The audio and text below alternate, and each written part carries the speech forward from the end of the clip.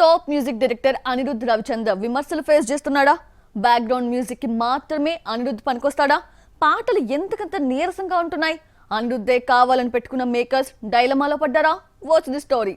Vikram title song Vikram కు boost up ఇచ్చింది. హుకుం కావాలయ్య songs Jailer ని ఒక రేంజ్ లో నిలబెట్టాయి. పాటలు జవాన్ ని మ్యూజికల్ హిట్ చేశాయి. ఇలా క్యాచీ ట్యూన్స్ తో అనిరుద్ పేరు ఎలివేట్ అయింది. కానీ ఇప్పుడు ఆ జోరు కనిపించడం లేదు. విక్రమ్, జైలర్, జవాన్ వంటి వరుస హిట్స్ తో అనిరుద్ ఇండియన్ టాప్ మ్యూజిక్ డైరెక్టరే కాదు, మోస్ట్ వాంటెడ్ డైరెక్టర్ అయిపోయాడు. అనిరుద్ సంగీతం అందిస్తే చాలు అన్న స్టేజ్ లో మేకర్స్ ఉన్నారు. దీంతో చేతి నిండా సినిమాలతో బిజీ అయిపోయిన అనిరుద్ ఒక్క సినిమాకు న్యాయం చేయలేకపోతున్నాడా అనిపిస్తోంది.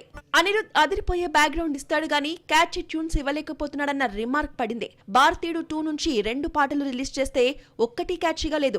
భారతీయుడుకు రెహమాన్ మ్యూజిక్ ఇవ్వగా సీక్వెల్ వచ్చేసరికి ట్రెండీ మ్యూజిక్ డైరెక్టర్ అనిరుద్ ని తీసుకుంటే న్యాయం చేయలేకపోయాడంటూ కమల్ ఫ్యాన్స్ ఆగ్రహాన్ని వ్యక్తం చేస్తున్నారు. దేవర కోసం ఎన్టీఆర్ కావాలని అనిరుద్ ను తీసుకుంటే ఒక రేంజ్ లో ఊహించుకున్నారు అభిమానులు. దేవర నుంచి వచ్చిన ఫైట్ సాంగ్ కు యావరేజ్ మార్కులే పడ్డాయి గానీ అనిరుద్ రేంజ్ లో లేదని చెప్పాలి.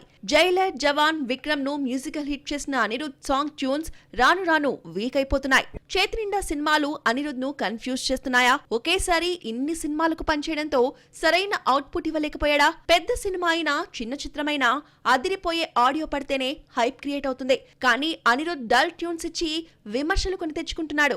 ఇక మునుముందు అనిరుద్ ఇచ్చే ట్యూన్స్ ఎలా ఉంటాయో చూడాలి మరి.